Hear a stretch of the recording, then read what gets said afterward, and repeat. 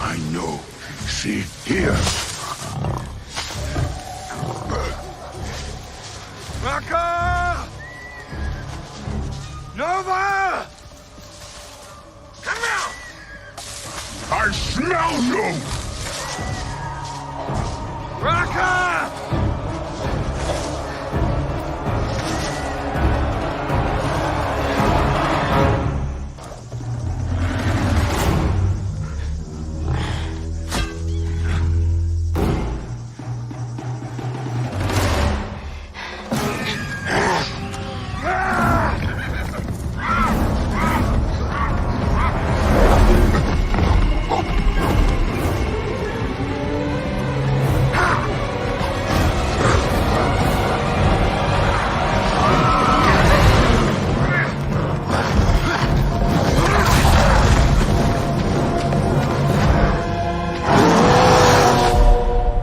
There was a time when humans and apes lived side by side. But it ceases to exist.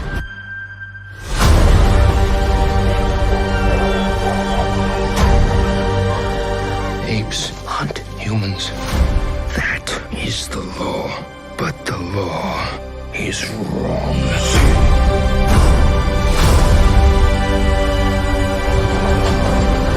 You chose humans over apes.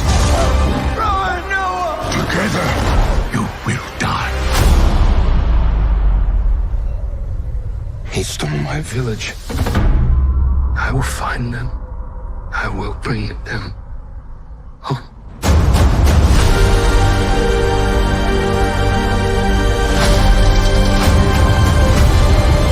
We will save them together.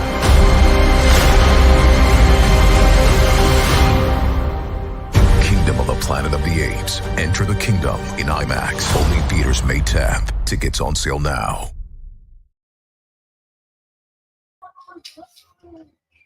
What is up, J House? What is up, peeps? Happy Tuesday. Hope everyone is doing well. Say hey, Asher. Hey, Asher. Not hate. Okay.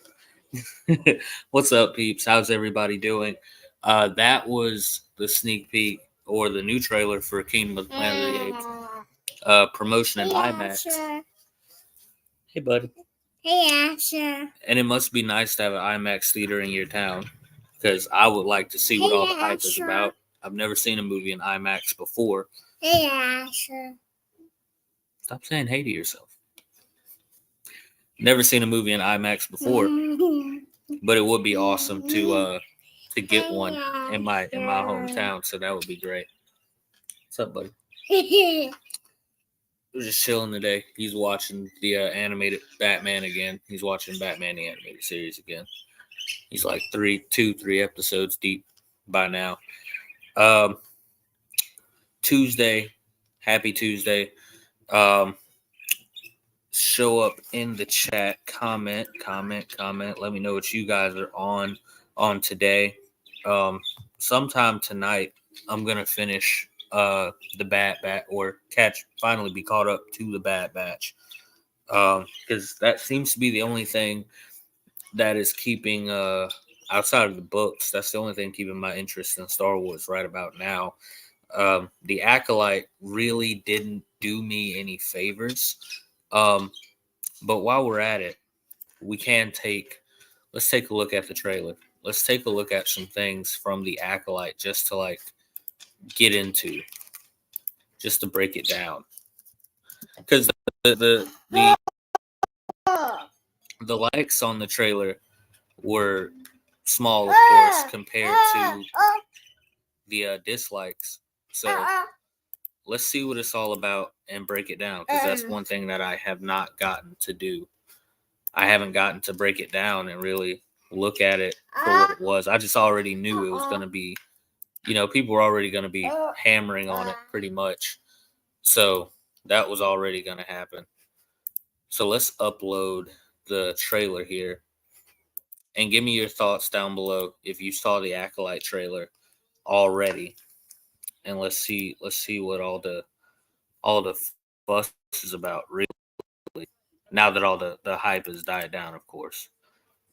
Because I mean, Disney can do a lot of great things if they really just put their mind to it, but sometimes they choose not to. They choose not to do that, and I don't know why. It's just them, you know, not doubting the hard work that people have put in for the Acolyte. Your eyes. But we'll see. Your eyes can deceive you. We must not trust them. Hey, bud. Tell me what comes into your mind. So I mean, off rip, this is Disney's High Republic that they're promoting. What is going on here? What are you doing? Get that out your mouth. What are you doing? What are you doing? This is Disney's High Republic. So this is sort of their old Republic, so to speak. But it's more flashier, gleamier. I guess the Jedi were at their height. I do have the first 2 installments of the High Republic. I just never really got into them. So they just weren't my cup of tea, really. And looking at the storyboard directors and the storyboard group behind the scenes and the writers, the vision, that the overall vision that they had for the High Republic is not my cup of tea. And it wasn't something that I found to be interesting, especially with the way that they tried to frame it. And that goes along in conjunction with a lot of things that I disagree with about Disney Star Wars, including choices made in the sequel trilogy. So that's exactly why I was always skeptical from the beginning. But then we can also go back to Celebration 2 and see what Leslie Headland and the cast and crew said, and it was just like they really didn't care all that much about what the fans, were concerned about, or fan demand and what fans want to see from Star Wars, really. So it's always sort of that creator pride versus fans, that's really plaguing the franchise. But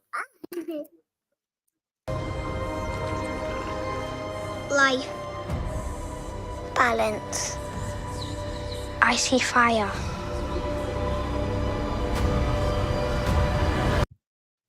Carrie Ann Moss is always a plus. I mean, you see fire. You don't see nothing. Carrie Ann Moss is always a bonus. She's always legendary. The criticism and the overall the panning that's going to come for this show is not going to come from the design and visual standpoint, because everything in the trailer looks freaking cool. It's not going to be anything to do with that. This is more so all going to come down to the writing, the direction, the story, and the message that they're trying to send with the Acolyte. Because you can have a whole lot of big budget and a whole lot of things that look great, but if the story and the vision isn't right, then the fans are gonna hate it. So.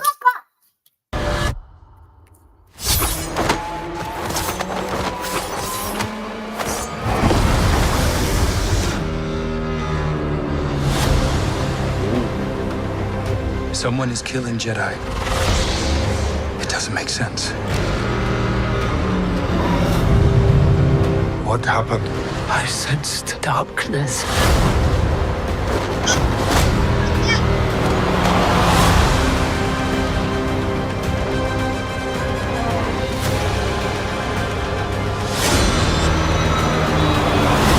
This isn't about good or bad.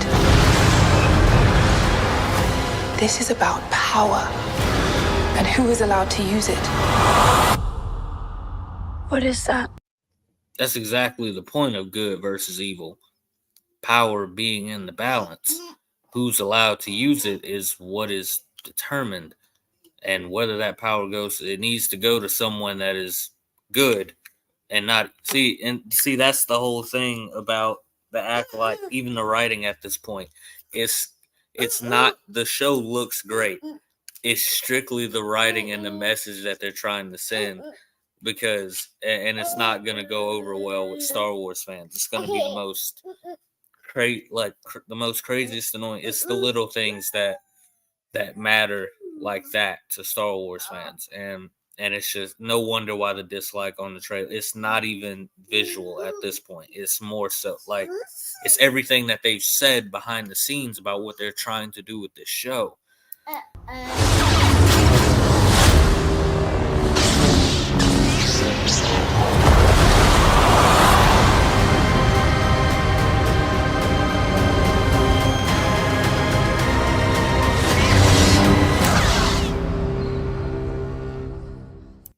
So as usual, we're getting the 2-episode premiere, and that's gonna open up, of course, a lot of hype because usually, and Disney's been pretty good about that with these shows. They've done the 2-episode premiere, and then they'll go right into that's when the story starts to build. So again, I have no problem with a 2-episode premiere. That's not a problem.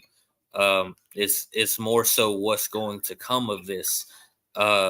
We've heard the interviews before. I mean, we've heard the interviews, and I'll pull up the interviews because Leslie Headland is, I mean, of course, she's Harvey Weinstein's former assistant. You know, and it's not a good look for Disney, right? It's not a good look for Disney Star Wars right now. It's really just not. And we could go on and on about what they've said. We can go on like it makes no sense. It makes no sense. And so Leslie Headland is I don't think it's not she wasn't the right choice.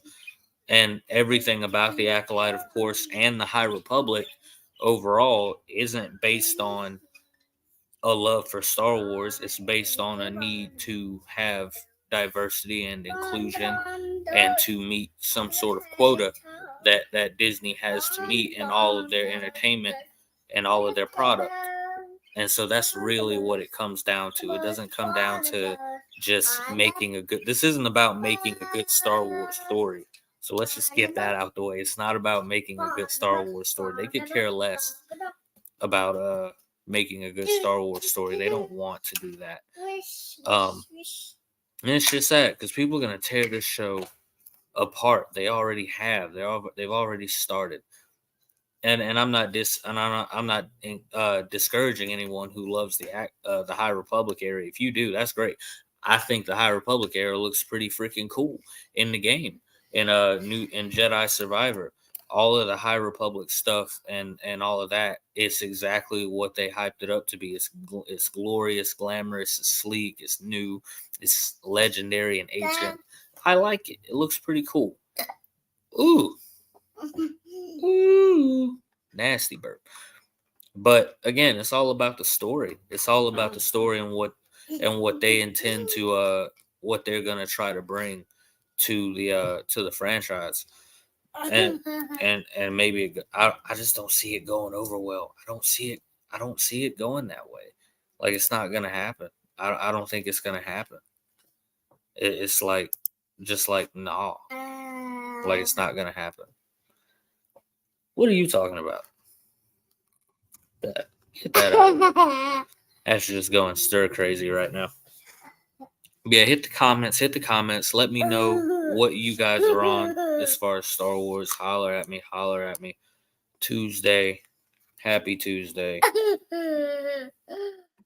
Arguing about and debating about Star Wars hasn't been on my agenda lately. It hasn't been the most productive of things to do. So I just haven't done it because it's the whole fan base is like in shambles, as always, just in shambles. And I don't think there's anything that can like sort of unite the fan base. But I don't know, man. It's going to be weird. It's definitely going to be a different kind of deal. But if you guys are in on the Acolyte, then let me know. Maybe I'm missing something. Maybe I don't maybe it's just not my cup of tea. I tried to get into it. It wasn't for me. It just wasn't for me. I don't get it. If it's not, and I'm not going to discourage anybody else from watching it, because people are going to watch this just for the heck of it, just to go crazy. Kingdom of the Planet of the Apes had a great trailer debate. And that's another great franchise that's going to keep on keeping on, and it's going to be a heck of a ride when Kingdom of the Planet of the Apes comes out. Stop! What are you doing? Get! Don't do that. My buddy's going crazy over here. Buddy's going crazy. But yeah, it's going to be a pretty great time. Again, I would love to petition for an IMAX theater in my own place. I would love to have an IMAX theater, because everyone's talking about IMAX. Hey, buddy. Everyone's talking about IMAX. The best thing to see a movie in. We have Dolby Digital, I think, in my hometown theater, and I love it. I've been watching it pretty much every time I go to the theater, and it's just as great. But I would like to experience an IMAX theater eventually. Eventually, that would be so great. Another thing is the Penguin franchise, because we're not getting the Batman movie just yet. It got postponed, sadly. So the Penguin, played by Colin Farrell, is going to be our next big thing coming from that universe.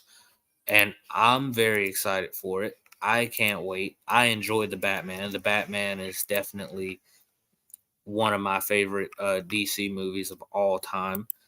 And it just came out, but it is a masterpiece. I would definitely put it there. And I think that there's a lot that's going to come from it. So let's have a look at the Penguin, played by Colin Farrell, his own spin-off show within the Reeves Batman universe.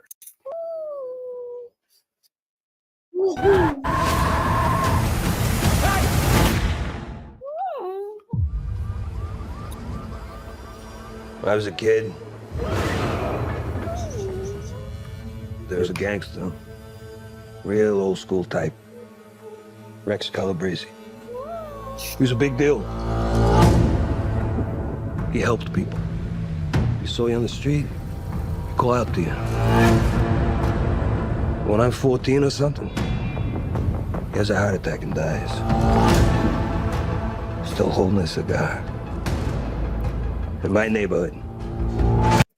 And because the Batman is delayed, I mean, at least we're from the Reeves verse. At least we're getting this, because I would rather have some sort of spinoff or some sort of middle to sort of hold us over until we get to the Batman. I would definitely rather have this than not have it, due to the fact that the Batman is pushed back and postponed. I would rather have that than anything else. So I'm grateful that we have the Penguin coming out. They throw a parade in his honor. A freaking parade. I mean, it wasn't fancy, but it was a gesture.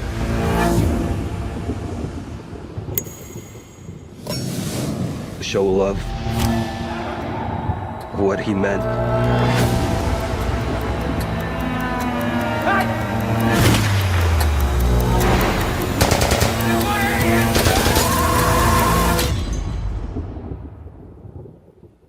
Can you imagine to be remembered like that?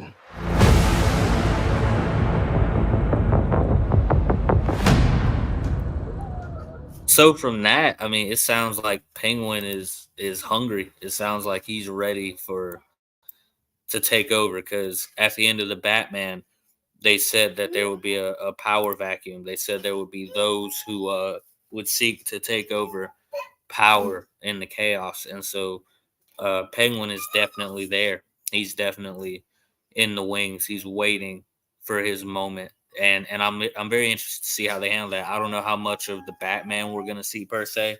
Maybe Batman will be handling other issues and other threats probably. But dude, I mean, that looks exciting to me. I love what DC is doing right there because and people are waiting for the DCEU to come up. That's gonna be a while. That's gonna be a while. I want to give James Gunn the benefit of the doubt, so I will. And so we're just gonna have to wait and see what happens. Just gonna have to wait and see what he does. And if it goes great, it goes great. If Superman Legacy is cool, then hey, it is what it is. If not, then because I've spent, man, I've even since before my boy was born, and he's right behind me, my son. I was following the Snyder Cut drama and all the drama going on with WB, and that was from 2016, 2013, 2016 on to 2021. So literally almost 6 to 7 years, almost a decade that I've been invested in DC and like really hardcore invested in what they have to do. And the fact that it's been a decade almost and we've still got nowhere with it, it's frustrating. It's frustrating. So the question you have to ask yourself is, do you want to spend another 10 years reinvesting into a new DC universe? That's the question you have to ask yourself. Do you want to reinvest another 10 years in a newly rebooted DC universe? Is WB going to do right by you this time? Because they've done it's already been and for reference, it's already been a decade of Godzilla versus Kong, of the MonsterVerse. That started in 2014. That wasn't long after Man of Steel. And it's already been a decade of the MonsterVerse. Like, let's see, Kong, Godzilla versus Kong, King Kong. Godzilla, King of the like almost 6 or 7 movies now, and they've put together a beautiful universe in 10 years and are still going strong. WB's done that for the MonsterVerse, but for some reason, when it comes to DC, it's just like they couldn't quite get it together. They didn't have it all together. And I think Snyder was an amazing visionary, and I think that he deserved to have his full vision recognized. But obviously, we're past that point now, and James Gunn is the head honcho. So we're gonna have to wait and see what James Gunn is gonna do, and it's just gonna take time. Am I ready to reinvest another 10 years in that? I don't know. James Gunn is gonna have to come out the gate swinging with Superman Legacy in order to even get me reinvested. Man of Steel took my life by storm, so it's gonna take a lot in order to get him reinvested and to get me reinvested and to get fans really invested again into what he's doing. So we're gonna find out. It's just gonna take some time. For anybody who's into the WWE, oh my goodness, The Rock is he's like, dude, I'm watching wrestling again after like 4 or 5 years, or I haven't watched it since I was a kid, really. But wow, what are you doing? Need some juice. There's nothing in here. God, I need some juice. But yeah, The Rock is doing a phenomenal job with the WWE, just like going crazy right now with the WWE. So shout out to Dwayne Johnson. Shout out to the UFL too. They just started spring football. Shout out to them, keeping football in the mix for the middle of the year. So that is great. Comment down below. Let me know what you guys are into on this awesome Saturday stream. Thank God today is Tuesday because Wednesday premieres another episode. Wednesday premieres another episode of X-Men 97, which I am thoroughly enjoying right now. Amazing show.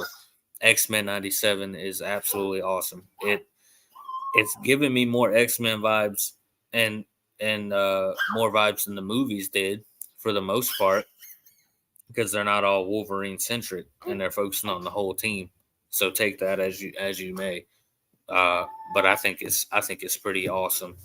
And Marvel has never. I mean, they've had great animated shows, but it's normally DC that's in the biggest mix for animation. But Marvel has really stepped their game up with X-Men 97 in terms of storytelling, in terms of balance of story and pacing. It's just awesome. So I'm excited about X-Men 97. That premieres tonight. Sometime tonight at midnight, early Wednesday morning. So I'm super excited about X-Men 97 as well. What shows you? Oh, I'm into Three Body Problem. My wife got me into Netflix's Three Body Problem. Definitely probably one of the best sci-fi mystery alien invasion shows I've ever seen in my life, without a shadow of a doubt. Three Body Problem is awesome, from the creators of Game of Thrones.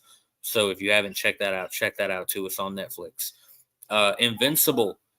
What else do I even need to say about Invincible? Invincible has been the cream of the crop in terms of animation and superhero storytelling. It's been absolutely amazing. So I can't even, there's nothing else left to be said about Invincible. Invincible is freaking awesome. Let's take a look at some other footage. Rebel Moon Part 2. Let's take a look at that trailer, because that is the next biggest premiere we have. It's April 2nd. April 19th will be here before we know it. And so, as a big Snyder fan, I'm always going to support Zach and everything that he does. And Rebel Moon was his foray into sci-fi yet again. And so I can't wait for Scargiver. I understand that everyone pretty much had their critiques about Child of Fire, and Zach is the kind of director where you have to give him everything. He gives everything or nothing at all, and any sort of middle ground where you would ask him to compromise it, it's just not going to work. So Child of Fire ended up coming across as sort of a story that was missing a lot of things. That's because we're getting the director's cut this month to really bring it to completion. Netflix just wanted their version, and Zach always does his director's cut version. So that's what I'm excited about. I'm ready to see his version, the full version. That's going to make Child of Fire awesome. Off the rip, Scargiver looks already like it's just going to be levels above Child of Fire off the rip. So let's have a look at that trailer.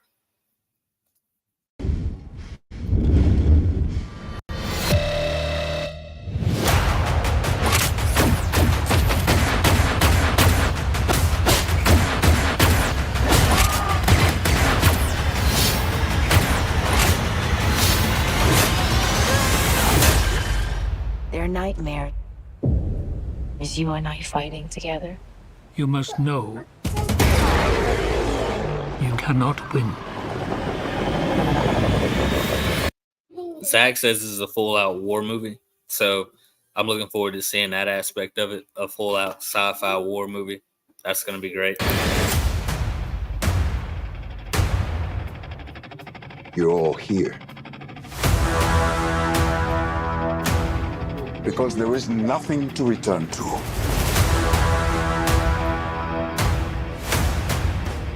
Dark days lie ahead of us all. We will teach you how to fight. That's impressive. The Scargiver's among them. Those this village holds most dear. I shall destroy them.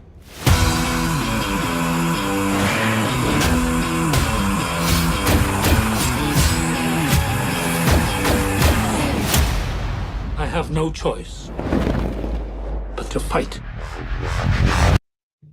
Now, Child of Fire is definitely had more Jimmy scenes to it that we're gonna see in the extended in the director's cut, but off the rip already, this guarantees that Scargiver is going to be bigger than Child of Fire because Jimmy is more involved in the story, which is what a lot of the people wanted more of. So it's going to be epic.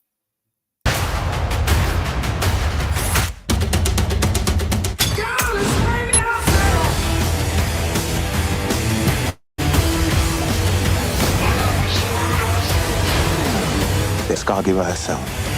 Go, go, go, go, go! Are you truly prepared to allow this to continue in your name? I'm sorry. I won't allow this place to die for me.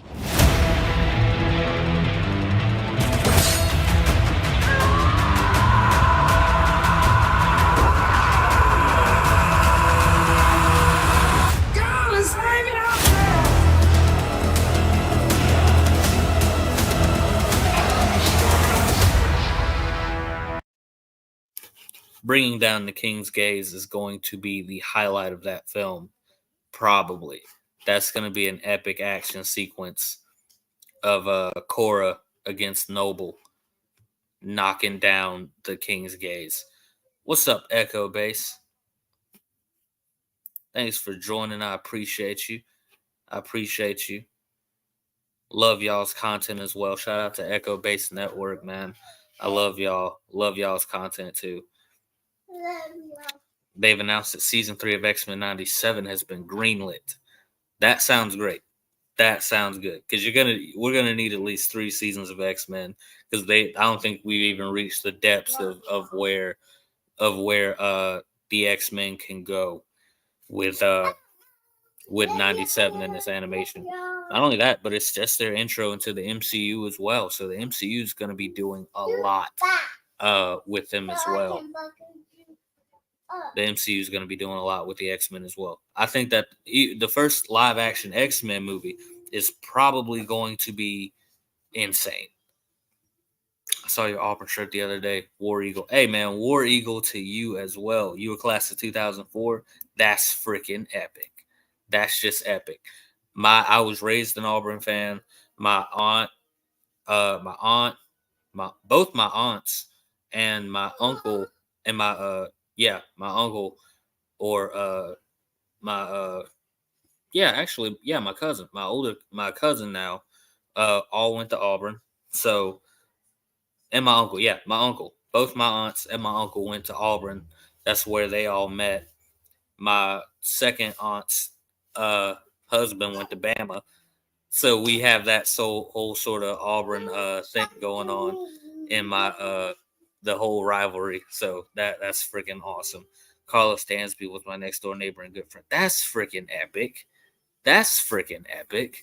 Man, that's epic. Awesome. It's awesome to have some Auburn alumni in the chat. Awesome to have some Auburn alumni at J House. That is freaking awesome. That's awesome. I love that.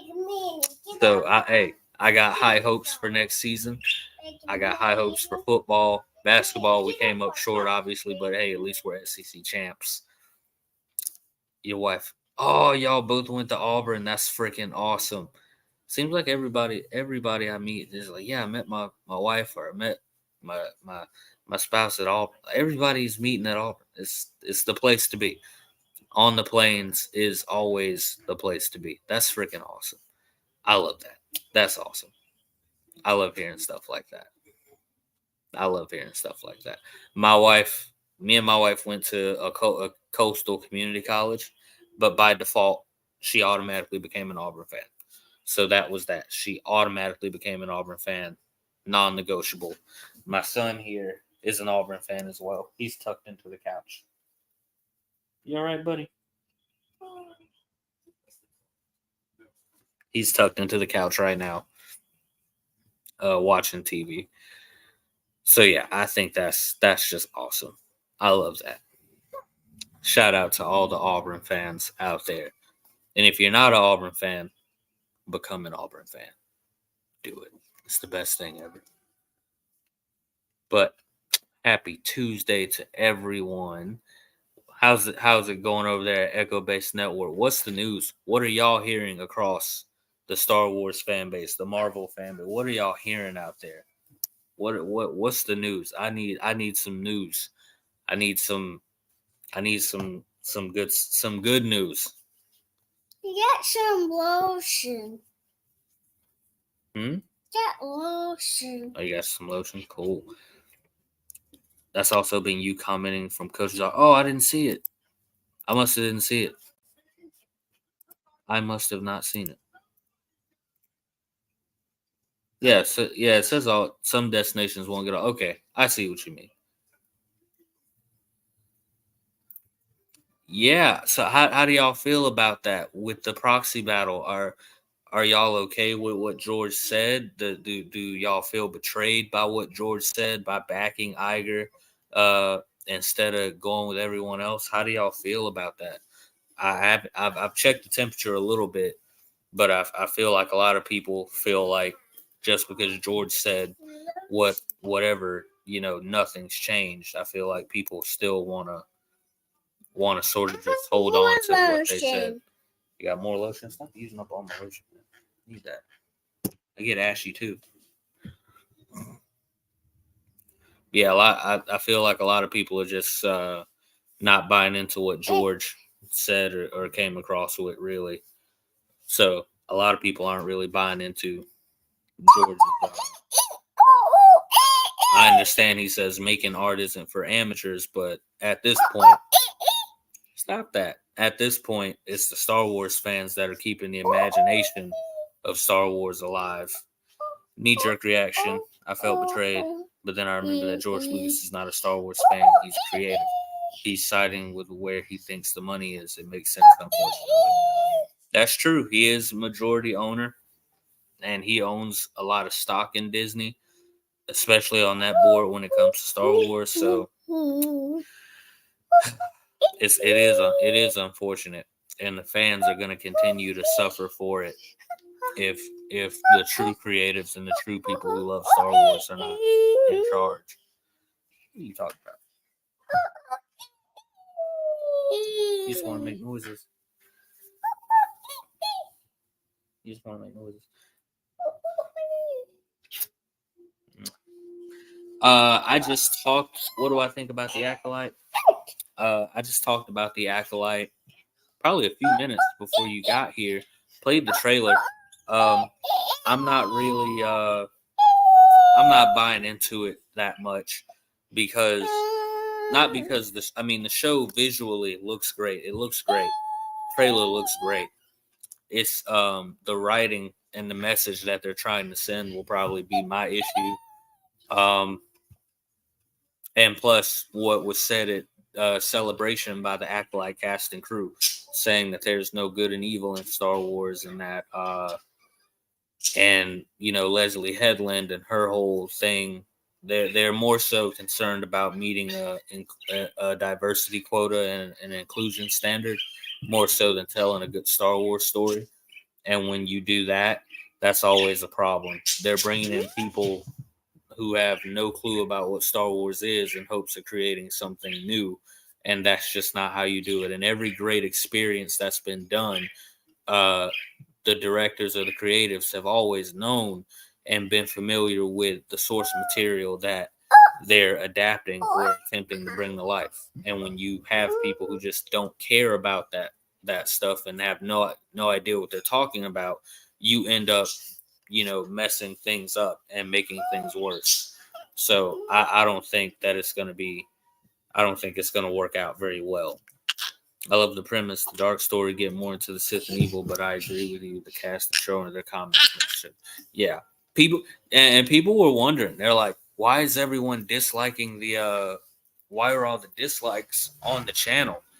And I'm like, it has nothing to do with the trailer, I assure you. It's just that they heard what Leslie Headland and the Disney cast and crew said, during celebration about the Acolyte. That's what started all. This was already a long time coming before they even got done with the show. You know, the comments alone already guarantee that people were not going to be digging this show. Now, maybe they could pull a okey doke and maybe it could be good, but we're going to find out this June. We're going to find out definitely for sure. We're going to find out what really goes down, and I look forward to it. Oh, absolutely, man. I would love to join y'all over there at Echo Base. Absolutely. Y'all just let me, hey, I'll keep an eye out for y'all. Whenever y'all go live, y'all let me know. And I would definitely be honored to be there. So I would definitely love that. But we are 42 minutes at the hour. So it is almost midday. Time to get this one down for a nap. Thank you guys for tuning in to the live. Thank you to everyone on X and YouTube for tuning in and tuning in to chop it up with me. Shout out to Echo Base Network. Shout out to you guys as well. Thank y'all for taking time out of y'all's day to come and join. I look forward to checking y'all out and following in on all y'all's content. And may the force be with you as well. Thank you. Thank you. You have a big day. Yeah. Thank you guys for tuning in today. We will catch you guys later. Get on tomorrow's live, and we'll catch up with you guys. So y'all have a great Tuesday, and everyone be blessed. Peace. Say bye. Bye. See you later. See you later. See you later.